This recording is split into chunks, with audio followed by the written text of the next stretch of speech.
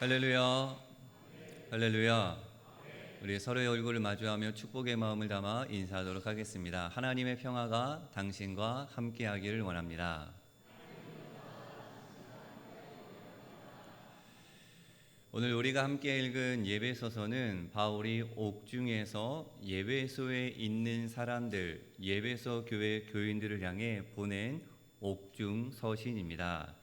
다른 글과 다르게 서신서는 편지를 받는 대상이 아주 분명합니다.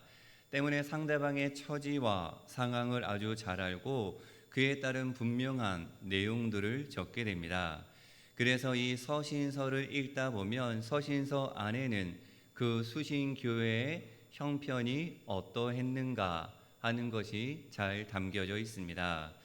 마찬가지로 예배소서를 통해 우리는 예배소 교회 교인들이 어떠한 상황과 처지에 있었는가, 어떠한 문제에 놓여 있었는가를 미루어 짐작할 수 있습니다. 예배소라는 지방이 어떤 곳이었고 그 지역에는 어떠한 문제들이 있었는가. 지도를 보시면 예배소가 있습니다. 아시아 밑쪽에 있는데요. 예배소는 지금의 터키 서쪽 해안에 자리 잡은 항구 도시입니다.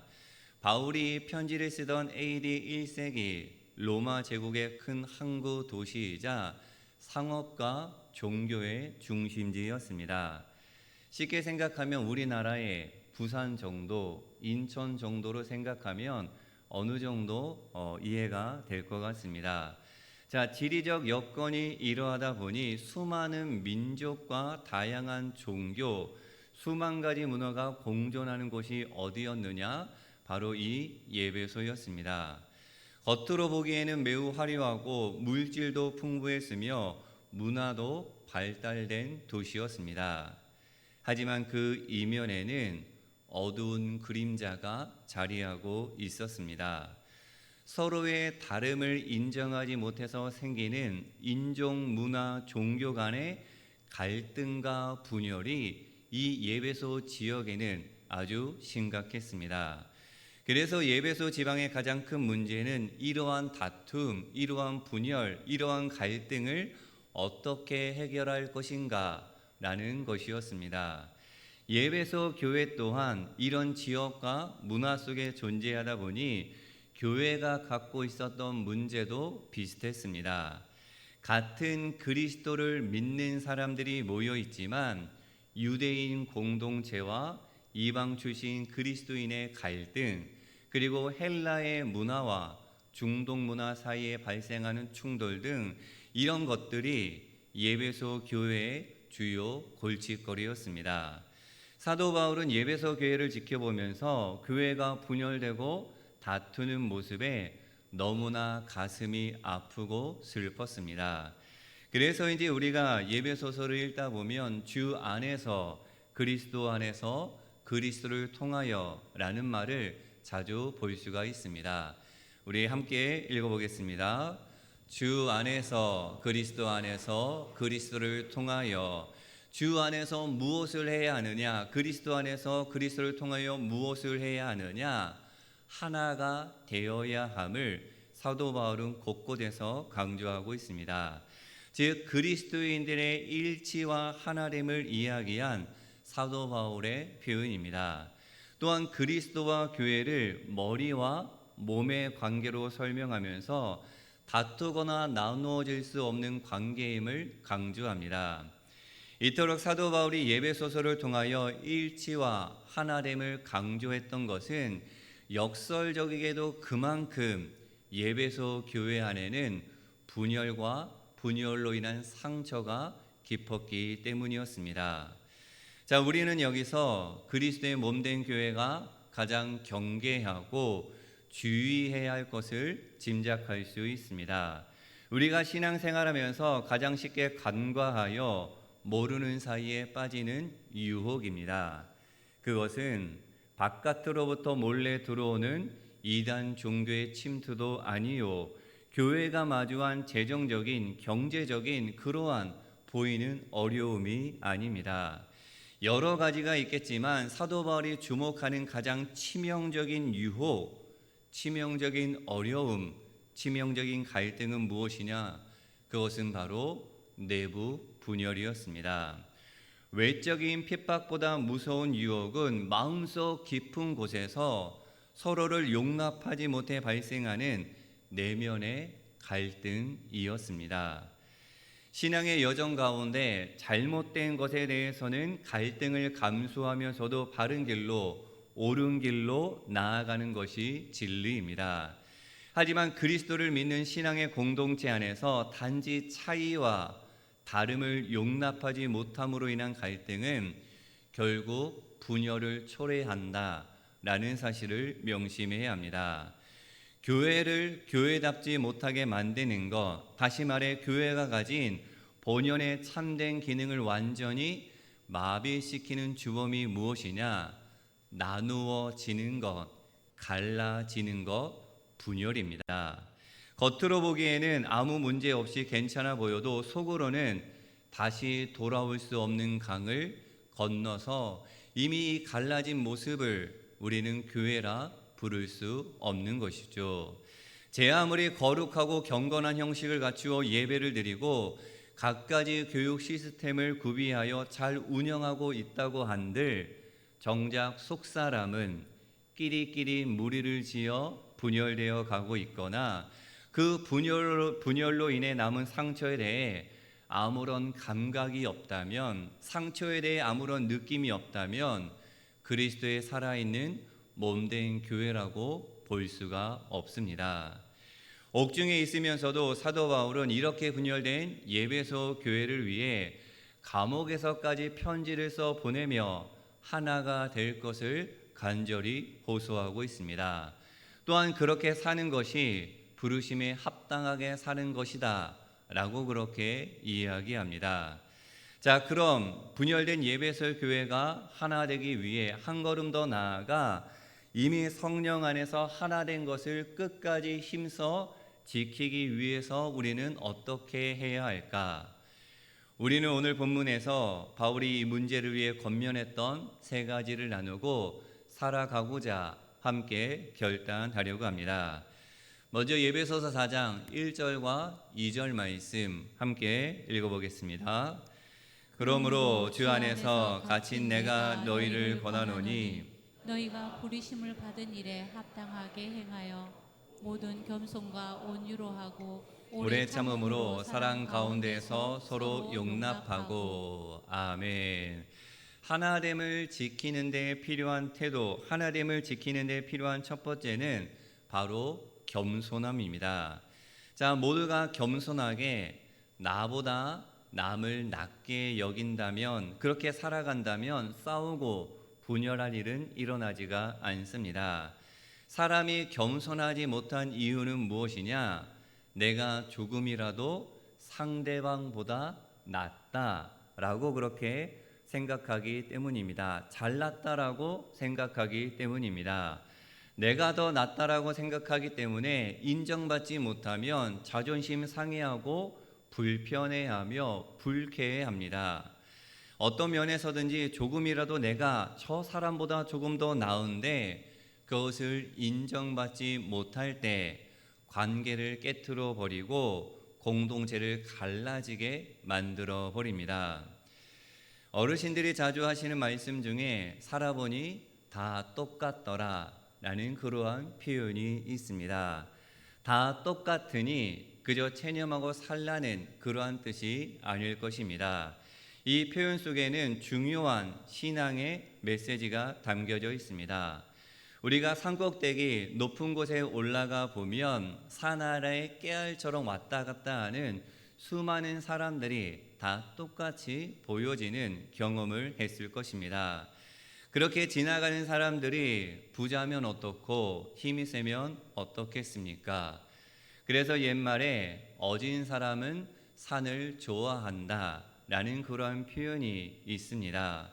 내가 좀 더 낫다고 한들 얼마나 다른 사람들보다 낫겠으며 얼마나 특별하겠으며 내가 좀 잘나 보여도 하나님께서 보시기에, 하늘에 계신 하나님께서 보시기에는 별 차이가 아니다 라는 사실입니다. 어차피 그렇다면 나보다 당신이 조금 더 낫습니다 라고 여기면 얼마나 좋을까 생각하게 됩니다. 자, 우리 옆 사람에게 이렇게 권면하도록 하겠습니다. 나보다 당신이 조금 더 낫습니다. 자, 이렇게 상대방을 인정하는 것이 바로 겸손입니다. 나보다 누굴 더 낮게 여긴다, 남을 더 낮게 여기는 사람, 그러한 겸손한 사람이 되어 하나됨을 지켜갈 수 있는 저와 여러분이 되기를 소망합니다. 하나됨을 지키는 데 필요한 두 번째 태도는 바로 온유함입니다. 온유함이란 무엇이냐면 거칠지 않고 무례하지 않으며 부드러운 태도, 그것을 온유라고 이야기합니다. 자, 여러분, 사람의 됨됨이, 그 사람의 진면목을 알아보는 좋은 기회가 언제인가 하면 기분이 좋고 일이 잘 되어 갈 때는 모두가 성인 군자인처럼 보여집니다. 이럴 때는 사람을 제대로 볼 수가 없습니다. 반면에 화가 나거나 기분이 안 좋을 때, 어떠한 일이 잘 풀리지 않을 때 그 사람이 그 순간에 어떻게 생각하고 판단하는가가 그 사람의 속사람을 그대로 드러내게 되는 것이죠. 이때의 모습이 그 사람의 됨됨이일 가능성이 높습니다. 불의에는 분노할 줄 알지만 자기 이익에 집착하지 않는 것, 공의를 지키기 위해서는 당당히 맞서지만 사람을 향하여서는 부드러운 마음을 품을 줄 아는 것, 이것이 바로 예수님께서 보여주신 온유함입니다. 자, 몇 사람의 손을 잡고 이렇게 또 권면해 보도록 하겠습니다. 거칠지 않고 부드러운 사람이 됩시다. 시작. 자, 부디 온유한 사람이 되어 하나됨을 지켜갈 수 있기를. 아직도 여러분 마음속에 남아있는 상처와 아픔과 힘듦이 있다면 그것을 온유함으로 품어 서로를 살리며 치유할 수 있는 영진 하늘 가족들이 되기를 간절히 소망합니다. 마지막으로 하나됨을 지키는 데 필요한 세 번째는 무엇이죠? 용납함입니다. 자, 신앙생활을 하다 보면 수많은 일들이 우리 앞에 펼쳐지는데 그 중에서 우리는 잘못한 것과 실수한 것을 분별할 줄 알아야 합니다. 다시 한번 말씀드리면 잘못한 것과 실수한 것을 분별할 줄 알아야 합니다. 옳고 그름의 문제에 있어서는 정확해야 하지만 실수에 대해서는 격려하고 용납할 줄 알아야 한다는 것이죠. 다르게 표현하면 다른 사람의 장점과 강점을 서로 발견하여 격려하는 태도가 용납하는 첫 번째 모습이요, 그 사람의 단점과 약점을 너그러이 받아들이는 태도가 용납하는 두 번째 모습입니다. 한마디로 잘할 때는 어떻게 하냐면 칭찬하고 무언가 실수할 때에는 격려하는 모습이 용납함의 모습입니다. 그런데 우리의 모습을 솔직하게 되돌아보면 이러한 격려, 칭찬, 용납하기는커녕 서로의 단점과 이 약점을 정말로 기가 막히게 찾아내어 지적하기에 바쁜 우리들의 모습이었습니다. 여러분 기억해야 합니다. 잘못을 바로잡지 못하고 실수를 용납하지 못하는 공동체는 금세 갈라지게 되어 있습니다. 그리고 이 용납함은 기다림에서 출발하고 기다림은 오래 참음에서 비롯됩니다. 그래서 본문에서도 이렇게 이야기합니다. 오래 참음으로 사랑 가운데 서로 용납해야 한다. 자, 옆 사람의 손을 잡고 마지막으로 권면해 보도록 하겠습니다. 시작. 오래 참음으로 인정합시다. 영진의 하늘 가족 여러분, 저와 여러분 가운데 기다려 줄 수 있는 그 사람이 조금 부족하고 뭔가 조금 내 생각과 다르고 뭔가가 조금 이상해 보여도 그 그 사람을 기다려 줄 수 있는 넉넉함이 저와 여러분에게 허락되기를 소망합니다. 한 번만 더 기다려 보겠다.